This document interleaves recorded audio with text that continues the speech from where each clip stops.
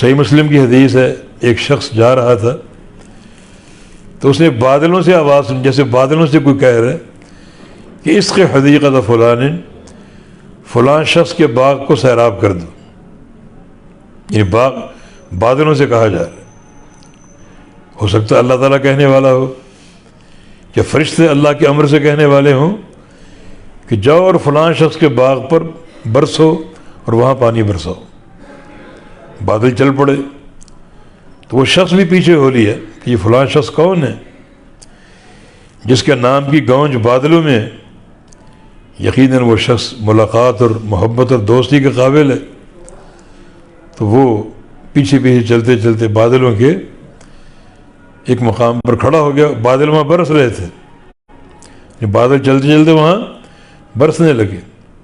تو وہ مایوس ہوا، جہاں بادل برس رہے ہیں وہ تو ایک پتھریلی زمین ہے، نہ وہاں کوئی کاشت ہے، نہ فصل پیدا ہو سکتی، پتھر ہی پتھر ہے.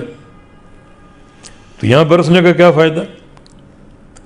اور پھر نے غور سے دیکھا آگے ان پتھروں کے بیچ میں ایک نالی، اس میں پانی بہہ رہا ہے، وہی پانی بارش کا. اب وہ پانی کی طرف چلا کہ یہ پانی کہاں جا رہا ہے. تو آگے ایک شخص کا کھیت تھا یا باغ تھا اور کسی اس کے ہاتھ میں تھی اور آتے ہوئے پانی کے وہ راستے بنا رہا تھا. یہ پانی صرف اس کے باغ میں جا رہا ہے اور کہیں نہیں جا رہا. آس پاس اور بھی باغات ہیں، کہیں ایک قطرہ بھی نہیں گر رہا. سارا پانی گرا اور پھر محفوظ ہوگا اس پتھریلی زمین میں اور پھر نالے کے ذریعے اس کے باغ تک پہنچنے لگا. اور وہ شخص آتے ہوئے پانی کو دیکھ کر اس کے راستے بنا رہا ہے تاکہ پورا باغ سیراب ہو جائے. تو اللہ تعالیٰ کی قدرت ہے، جس کو دے اور جس کو چاہے نہ دے. اس شخص نے پوچھا جو چل کے وہاں پہنچا تھا کہ آپ کا نام کیا ہے؟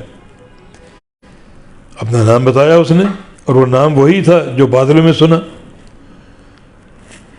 تو باغ والے نے کہا کہ تم یہ کیوں پوچھ رہے ہو؟ تو اس نے جواب دیا کہ میں نے ابھی بادل میں تمہارا نام سنا، اس کے حدیقۃ فلان، کہ فلاں بندے کے باغ کو سیراب کر دو. تو میں یعنی تمہیں دیکھنا چاہتا تھا، ملنے کا شوق پیدا ہوا. اتنا نیک اور صالح انسان کہ اس کا نام لے کر بادلوں کو برسنے کا حکم دیا جا رہا ہے. آخر تم کیا کرتے ہو اور یہ مہربانی تم پر کیوں ہے؟ اس نے جواب دیا کہ جو بھی پھل پیدا ہوتے ہیں میں اس کے 3 حصے کرتا ہوں. ایک حصہ اتصدق علی الفقراء، میں غریبوں اور فقراء کو صدقہ دے دیتا ہوں. 3 حصے. پہلا حصہ فقراء میں بانٹتا ہوں، مساکین اور غرباء میں بانٹتا ہوں. دوسرا حصہ اپنے اہل و عیال کے لیے، اپنے گھر کے لیے. اور تیسرا حصہ دوبارہ اس باغ کو بنانے کے لیے. ایک حصہ باغ کو دے دیتا ہوں، ایک فقراء کو اور ایک اپنے اہل و عیال کو. اس کی ہمیشہ سے تقسیم تھی. تو اللہ کتنا راضی تھا کہ یہ بندہ دنیا کا کام بھی کر رہا ہے اور اس کی توجہ آخرت کے اعمال کی طرف بھی ہے. یہ خالی دنیا کا غلام نہیں ہے، یہ دنیا کا مریض نہیں ہے، بلکہ اس کی نظر آخرت پر بھی ہے، آخرت کے کام بھی انجام دیتا ہے. اپنے طور پہ مال کما رہا ہے اور فقراء کو بھی صدقہ دے رہا ہے. تو اس طرح اس نے 2 اچھی چیزوں کو جمع کر لیا. تو یقیناً یہ ایسے انسانوں پر اللہ کا ایک کرم اور اس کے رحمت کی وسعت ہے، کس طرح اپنے بندوں کو نوازتا ہے. تو یہ پانی ہماری قدرت کاملہ کی نشانی، ہم اس کو برسانے والے، ہم بنانے والے، بادلوں میں بخارات ڈالنے والے، پھر وہ بخارات پانی بن کے برستے ہیں، ہم برسانے والے، اس کو میٹھا رکھنے والے.